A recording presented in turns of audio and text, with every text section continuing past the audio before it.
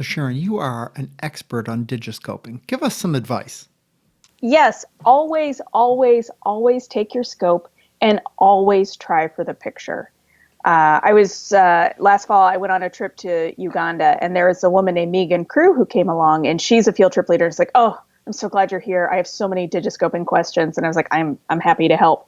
And one of our first days, we had this kind of boat ride. It was a canoe with a motor on it to go out and see a shoe bill. And I'm taking my scope, and people are saying, oh, Sharon, don't take your scope. And I was like, no, I might actually get a picture. That's the worst that's going to happen is I'm going to have some crappy photos, and a crappy photo of a shoe bill is better than no photo of a shoe bill in my brain. I always learn something. I agree. Yeah, documentation photo, if nothing else. Yeah. Yeah. And also the more you take your equipment out and the more you take pictures, even if you're just taking pictures of red-winged blackbirds or house sparrows, you are practicing and getting to know your equipment. And by doing that, your equipment will just become part of your body. And that's when you're going to be able to get the great photos when that mountain bluebird tees up perfectly on a tombstone in a beautiful cemetery. Or, yeah, it's just always try. The worst that's going to happen is you're going to have some photos you need to delete. Yeah, that's the way it is with digital photography these days. You take 1,000 pictures and one of them will be good. But do you always use a device to? It looks like you probably use your phone now. I mean, most of us use our phone. The cameras are good enough. Yeah, I will sometimes take out my SLR. I have a couple of them. I have a Canon Rebel and I have a Nikon V1.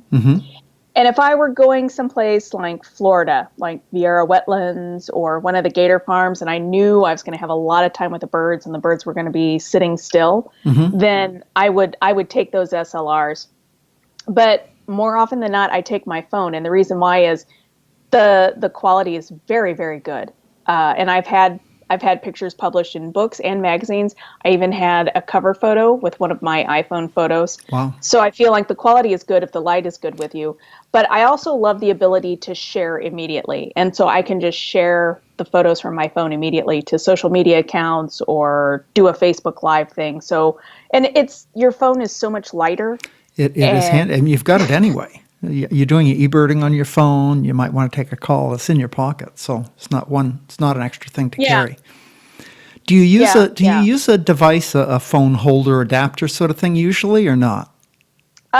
Most of the time I do. I use the phone scope case. I love it because you type in the make and model of your phone on the website, the make and model of your scope, and they make you a case that is custom to that, and their customer service is fantastic. So is that a case you can leave on all the time and then add the little part that hooks on your scope? Or, I mean, my struggle has been, I mean, I carry my phone in my pocket all the time, and most of the adapters don't work with some sort of protective cover, and I don't have battles, so I just usually hold it up and take a picture, and I'm getting incredibly good at it for just freehand. But hand holding is great. I do that for people all the time. The only challenge is if you want to take video, then you're going to see the shakiness. Yeah, video is an issue. Yeah. But no. So when I got my iPhone 10. The phone scope case that I got, I can take off the bayonet that attaches it to the scope, and then just use it as a regular case. Oh, that's cool. And the brand that you use again, Sharon, is Phone Scope. Phone Scope. Yeah, and scope is spelled with a K. SKOPE. Okay, I'll find that and put a link in the podcast notes for people. That's cool. Okay, good. So your advice: bring your scope. Practice a lot, basically. Always practice. Take pictures of everything. And I do take pictures of everything. I take pictures of the moon. I'll do time lapses of sunrises.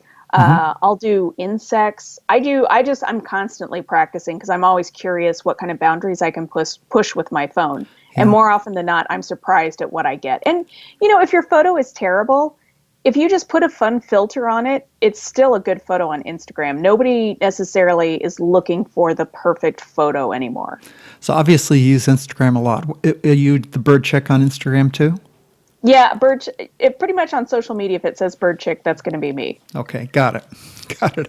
Okay. I am still getting up to speed on social media, so it's good to hear that other birders are way ahead of me. That's good. You did a Digiscope Big Ear, I think, didn't you? Didn't I remember hearing about that or Yes, reading about I that? have done that. Yeah, that's actually if you want to book me for your bird festival, one of the stories I tell is about that Digiscoping big year, and I needed a bird photo, and my husband and I had to go into a nudist colony to get the bird photo. Oh my goodness. I bet that was a awkward moment. You know, when you go into a nudist colony with a camera and a spotting scope and binoculars, people will have a lot of questions for you. Yeah. But you had the right answers, so you're okay. Yeah. No, it was a good time, but the hilarious thing was when we realized what was going to have to happen. I told my husband, I was like, "I'm going in." And he said, "That's great. I'm not." You know, And I said, the good thing is you got fodder for presentations at your speaking engagements. You gotta look for those opportunities. "You do. They just happen." That's funny. That's funny.